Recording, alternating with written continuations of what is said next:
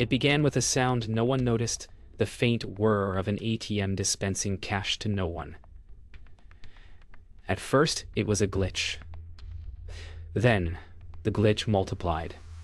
Across 3 cities, ATMs bled, money like veins cut open. The systems showed no withdrawals, no transactions, nothing. Just silence. By the time the banks realized, millions were gone. And somewhere in the shadows, a man was watching. They called him Spectre Root, but his real name was Elias Varga, a man who believed that the safest code was the one no one could trace. What if the patch was the breach? What if the system's fix was the very thing tearing it apart? Because tonight, the machines didn't just fail, they obeyed someone else. Morning light creeps into chaos. Banks report phantom withdrawals across Europe. Identical timestamps, 0 transaction history. The code seems untouchable. Customers rage online, demanding answers. Inside newsroom chaos, Lena Torres begins to suspect something more sinister than system failure. A breach hidden inside the fix. Somewhere, someone had rewritten reality.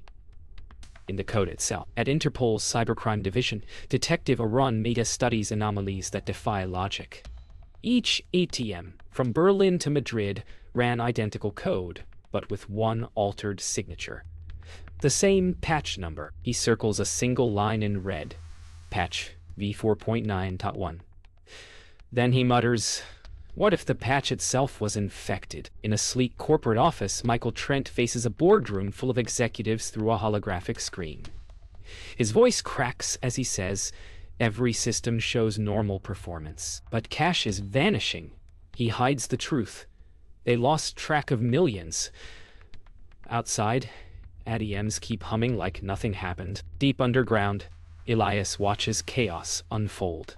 He sips cold coffee, the glow of hundreds of live feeds dancing across his pale face. To him, this isn't theft. It's a statement to prove that the world's strongest walls are built on broken locks.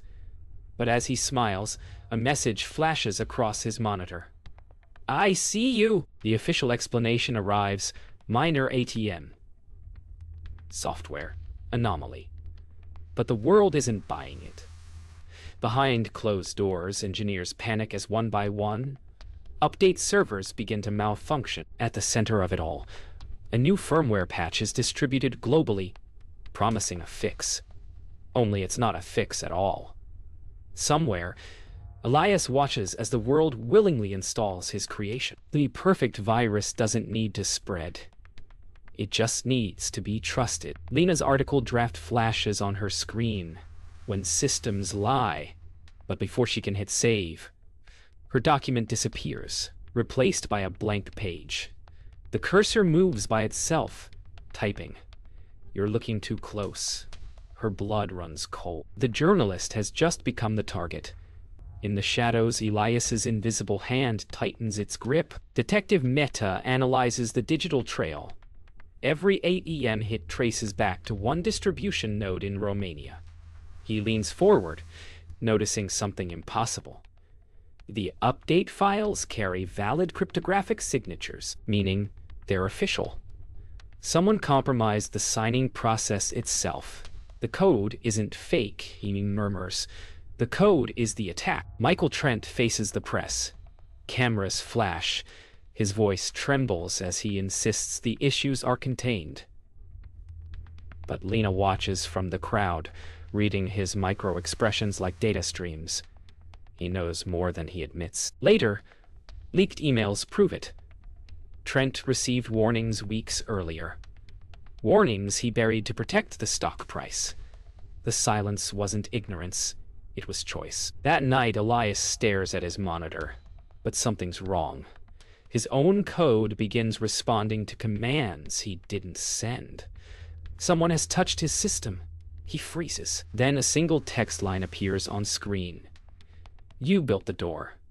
Now it opens both ways."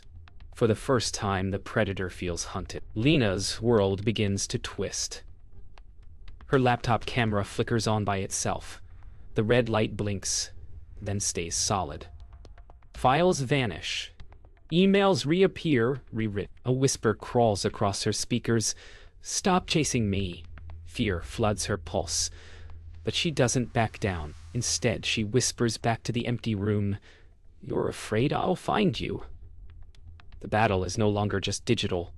It's personal. Elias watches through the feed, a faint smile on his lips. Every keystroke Lena makes flows onto his monitor. He knows her fear. But what he doesn't realize, Meta is already watching him. The detective has traced a heartbeat of data leakage through Elias's VPN chain. For the first time, the hunter's pattern starts to pulse in reverse. Detective Meta knows Elias will never make a mistake. He has to create one. He builds a fake ATM network, perfectly mimicking the vulnerable systems Elias preys upon. A trap coded inside the bait. The moment Elias tries to breach it, every command will lead straight back to him.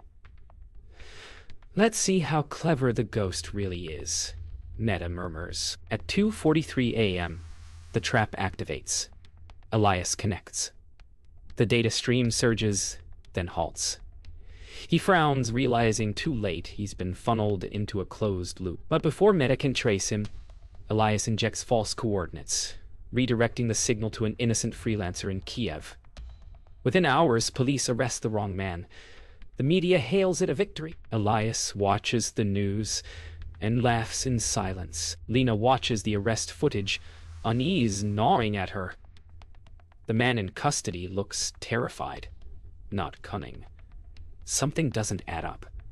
Late that night, she replays ATM footage frame by frame. Then she sees it.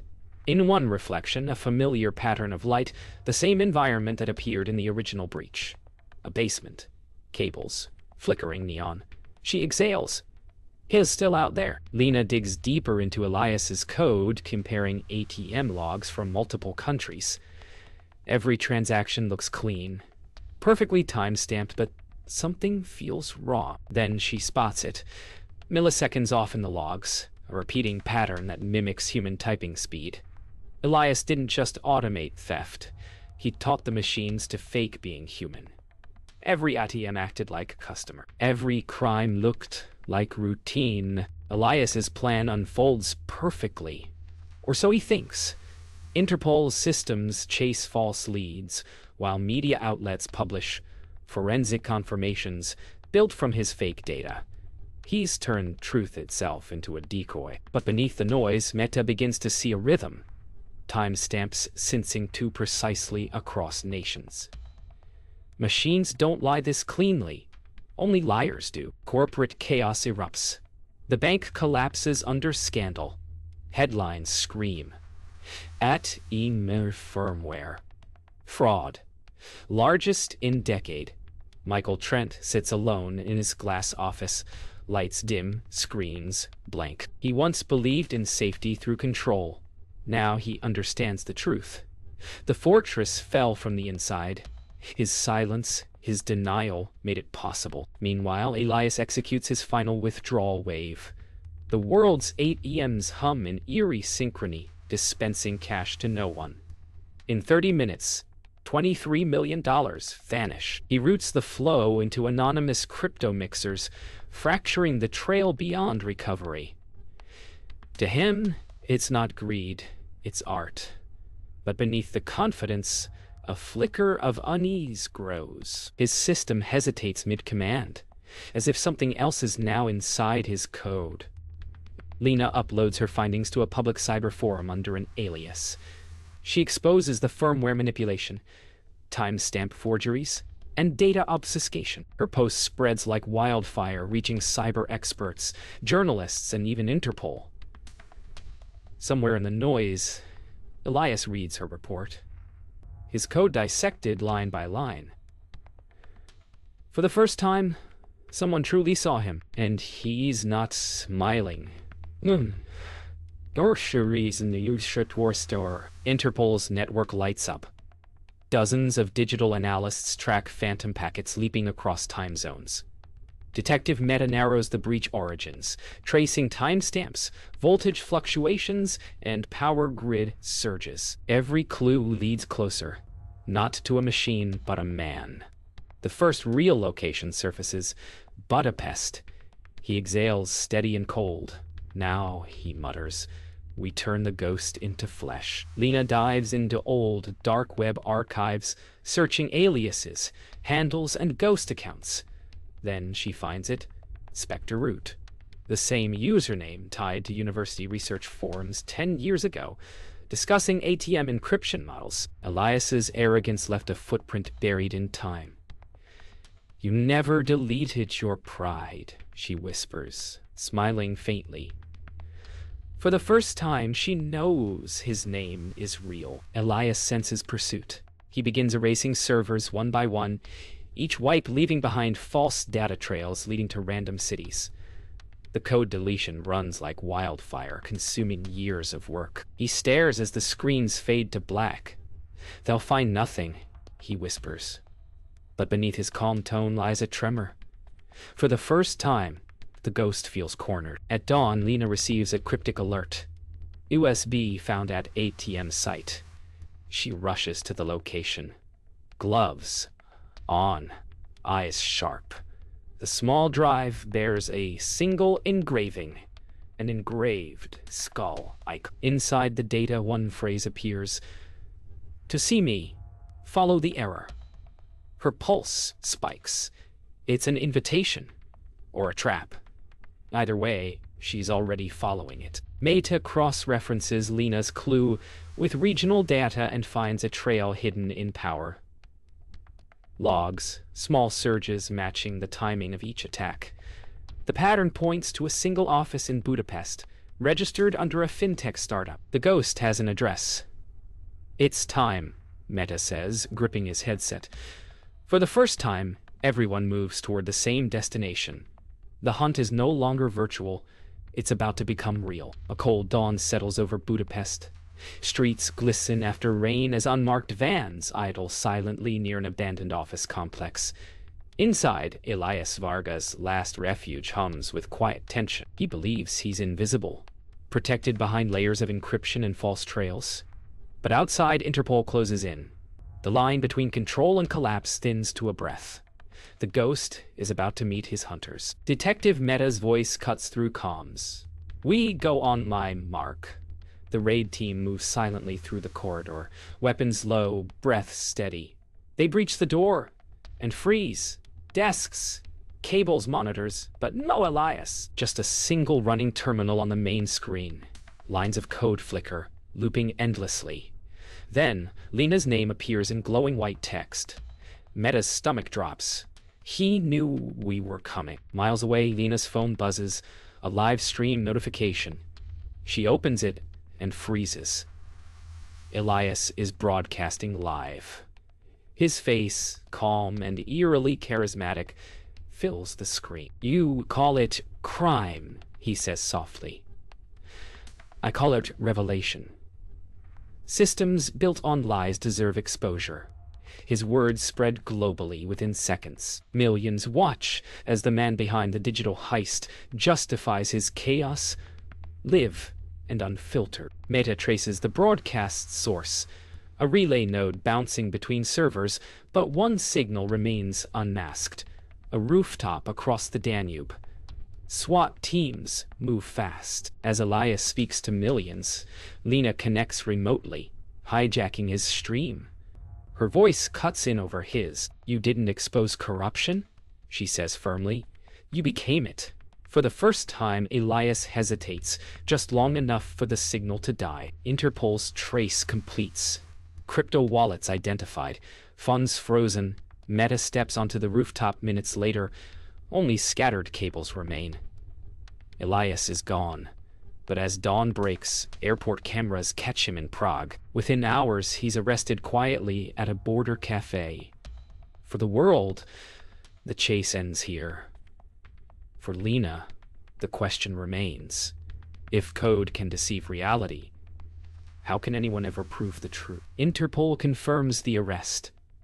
Elias Varga, alias Spectre Root, is escorted through Prague International under heavy security.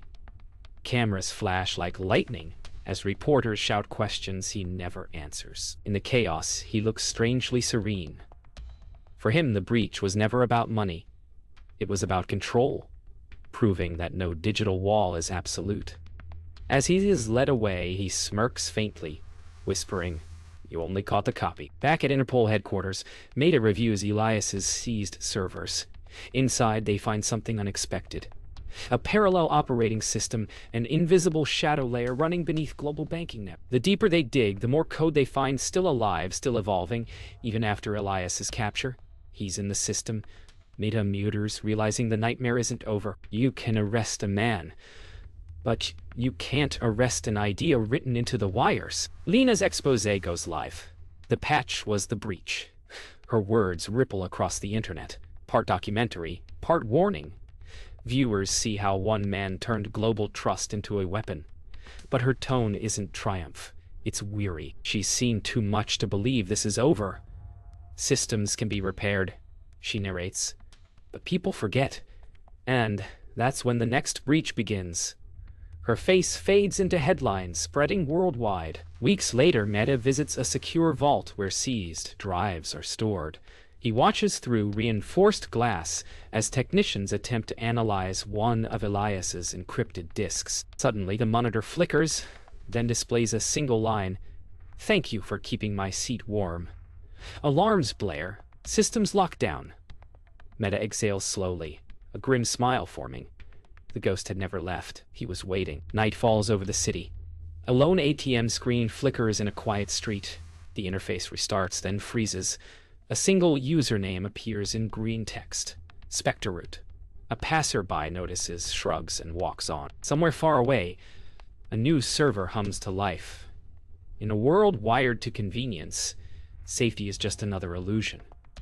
Because as long as systems connect, someone, somewhere, will always find a way to control them.